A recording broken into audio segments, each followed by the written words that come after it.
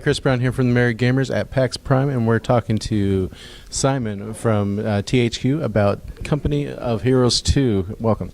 Hi, thank you.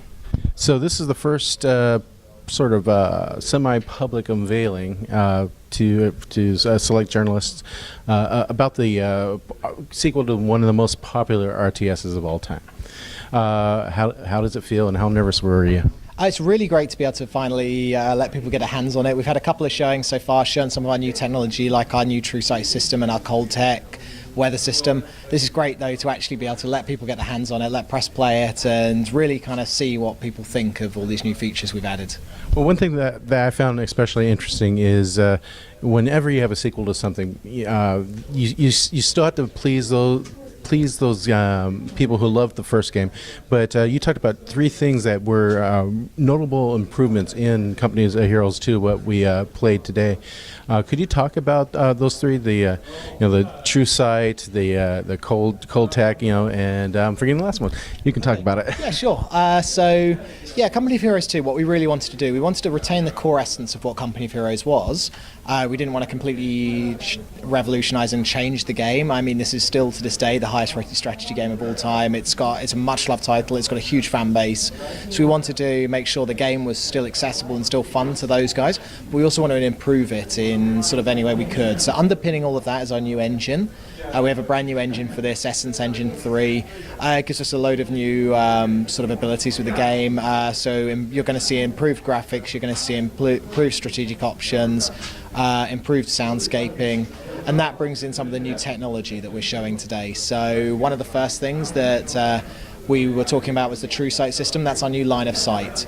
So traditionally speaking, in a strategy game, you have like the magic circle that you punch in the fog of war, and you can see anything that's in that circle. It's not affected by anything in the game world. You walk up to a wall, you can see through the wall because it's within that circle. So what we've done with Company of Heroes 2 is we tried to change how that works, and we figured that the best way to do that was to actually make a line of sight system that works dynamically depending on what your soldiers can see.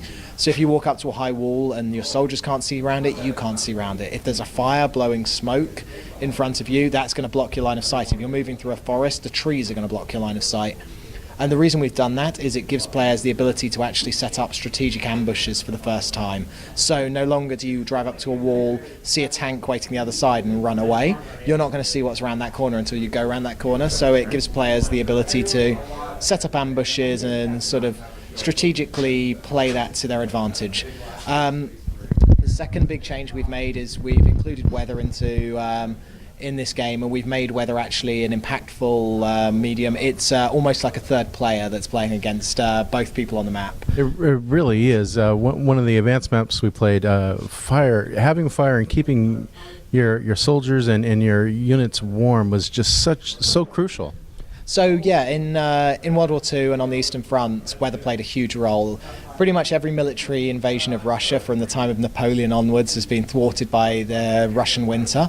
And in the winter of 1941, when the German army invaded, it reached minus 40 degrees. So to put that into context, human skin freezes in a couple of minutes. Fuel lines will freeze within tanks, so the petrol will actually freeze solid, the petrol and diesel in the vehicles. It was a really impactful part of the game. Now, we wanted to make winter maps more than just a white tile set. So most games you play a winter map, it's exactly the same as a desert map, exactly the same as a jungle map. It's just painted white rather than painted yellow or green. We wanted to change that. It's not just about pretty textures. So we have a new system called Cold Tech. So one of the first ways Cold Tech does this is our snow system. Our snow actually has depth. It affects troop movement through deep snow. They'll be encumbered, they're slowed down. The same with light vehicles. Snow can be painted on, snow can be removed, so heavy snow will accumulate, it will build up on things, but explosions, fire, stuff like that will remove snow, so you have the ability to layer on and remove that snow. Our ice is also very different from most games. Again, it's not just a painted on texture. Drive on ice, it's going to be slippery, you're going to slip and slide around, your vehicle's going to struggle to get traction.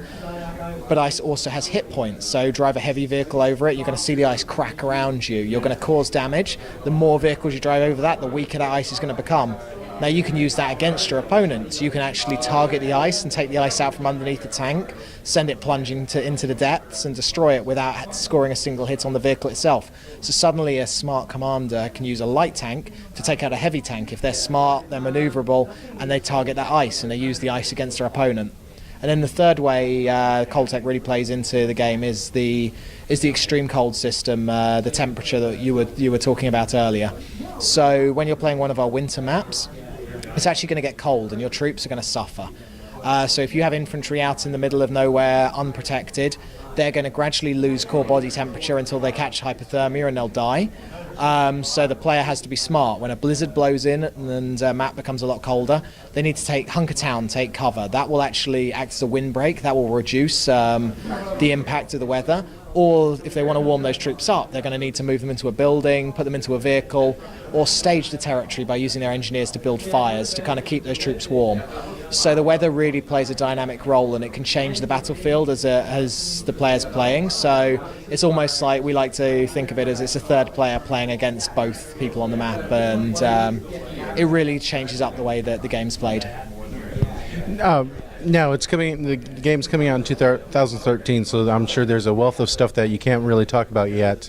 So where can our viewers and whatnot find out more, particularly about multiplayer, co-op, and all that sort of stuff? So we're not talking about the multiplayer just yet. We're going to be doing that slightly later in the campaign. But we've got everything we've talked about so far. We have a really great community on companyofheroes.com and on our Facebook channels. You'll be able to track down kind of all of the screenshots and all the assets, the trailers and things we've released so far. Later in the campaign we'll be talking about multiplayer. Obviously it's really important to us, it's really important to our fans, and we've got some great stuff to unveil for that. And yeah, as you said, it's early 2013 we're going to be releasing, so more and more details are going to be released over the months to come. Oh, great. Well, thank you so much. Looking forward to the game. Cool.